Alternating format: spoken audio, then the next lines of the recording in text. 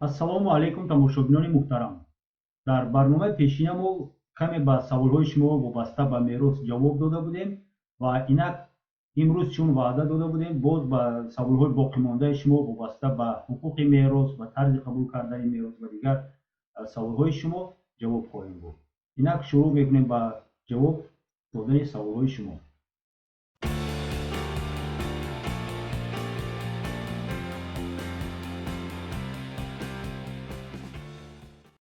ҳангоми ҳомиладор будани ман шавҳарам дар садама вафот кард.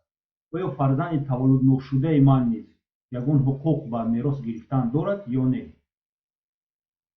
фарзанди шумо низ вориси марҳум шавҳаратон ҳисоб мешавад. тибқи муқаррароти моддаи 1144 кодекси гражданӣ, меросхӯри амволи шахси фавтида шаҳрвандони дар қайди ҳаёт буда ҳисобида мешаванд, яъне ки касе ки дар вақти қабули мерос зинда аст, он ашхос ҳисобида мешавад ва инчунин кӯдаконе ки ҳангоми зинда будани меросгузор дар батни модар ва баъди кушода шудани мерос зинда таваллуд шуданд, онҳо низ ҳисобида мешаванд.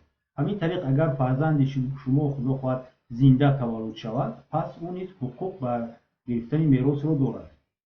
ва тақсимоти мерос, инро фаромӯш накунед, тақсимоти мерос ҳатман фақат баъд аз таваллуд шудани фарзанди шумо байни меросгирон бояд шурӯъ шавад. то ин не.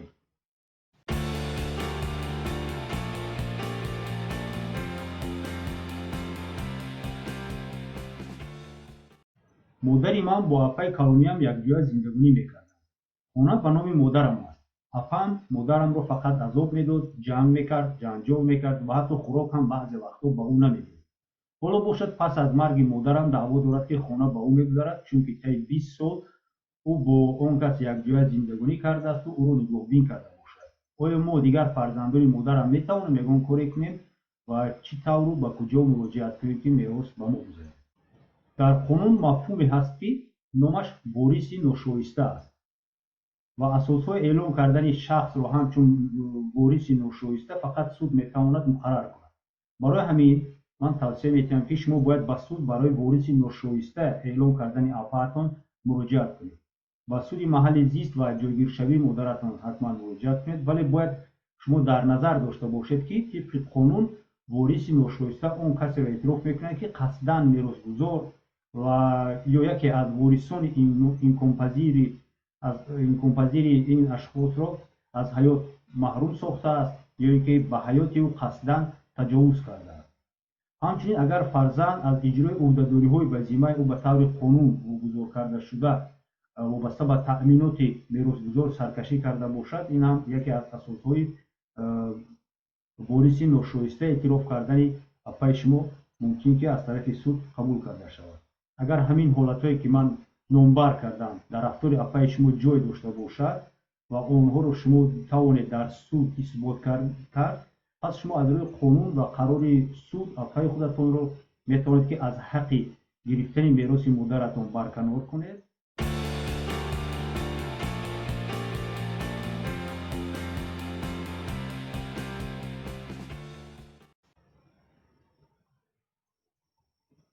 агар шахс вафот кунад ва аз ӯ ҳам молу мулк монад ва ҳам қарзи бонкӣ монад, оё қарзҳои ӯро низ бояд меросхӯрон ба бонк баргардонанд? ба мерос ашё ва инчунин амволи дигаре дохил мешавад ки дар рӯзи кушодани мерос ба меросгузор тааллуқ дорад, аз он ҷумла ҳуқуқ ва ӯҳдадориҳои амволӣ низ ва ӯҳдадориҳои қарзии шахсе ки аллакай вафот кардааст дар назди бонк.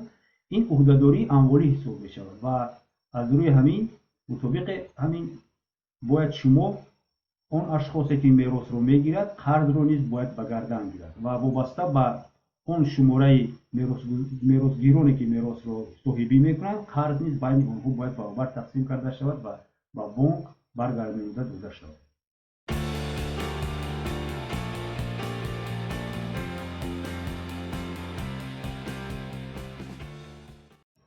оё ворисон ҳангоми қабули мерос ҳуқуқи рад кардани қарзи шахси фавтидаро доранд? онҳо қарзро нагирифтаанд ку? Не, онҳо чунин ҳуқуқро надоранд. ворисе ки амволи меросиро қабул мекунад, аз он ҷумла қарзҳои ӯро низ ба гардан мегирад, ё он кас ворис аз молу мулк, аз он ҷумла аз қарзи бонкӣ даст мекашад, ё ин ки ҳам молу мулкро мегирад ва ҳам қарзҳои аз меросгузор боқимондаро низ ба уҳдаи худ мегирад. агар ворисон якчанд нафар бошанд, чизе ки дар саволи боло ҷавоб додам, пас қарзро бояд муштарак тибқи андозаи амволе ки ба онҳо расидааст бояд тақсим карда ба бонк супорад.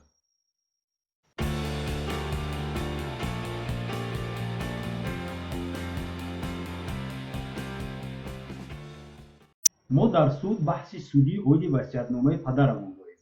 дар васиятнома имзои падари ман умуман нест. Нотариус дар суд гуфт ки имзоро ӯ мондааст. оё нотариус ҳақ дорад ки ба ҷои падари ман имзо кунад дар васиятнома? дар моддаи 1157 кодекси граждании ҷумҳурии Тоҷикистон қоидаҳои умумии шакли тартиб додани васиятнома оварда шудаанд ва дар он ҷо ба саволи шумо низ ҷавоб ҳаст. қонун гуфтааст ки васиятномаро бояд шахсан имзо кунад. вале агар васиятномаро бо ягон сабаби ҷисмонӣ, беморӣ ё ин ки бо сабаби бесаводӣ шахс имзо карда шахсан натавонад, пас мумкин аст ки аз номи ӯ дигар кас имзо гузорад, вале нотариус ҳаққи ба ҷои падари шумо имзо кардан дар васиятномаро надорад. вазифаи нотариус ин фақат тасдиқ намудани иродаи падари шумо вобаста ба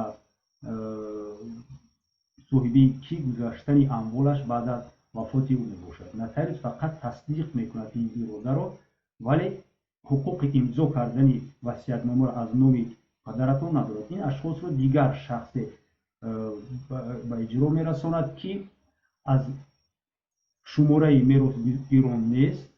шахсе мумкин бегона бошад, дӯсташон бошад, ҳамсояшон бошад ва ҳатман бо иштироки нотариус ва ягон шоҳиди дигар. вале нотариус худаш ҳуқуқи имзо кардани васиятномаро аз номи падари шумо надорад.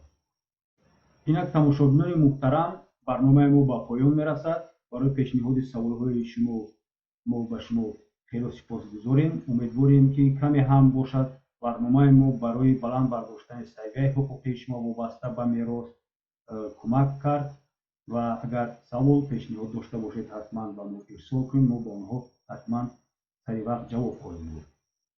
ба саволҳои шумо ман ҳуқуқшинос Ҷамшед Ёров ҷавоб додам. хайр, то барномаҳои ояндаи мо.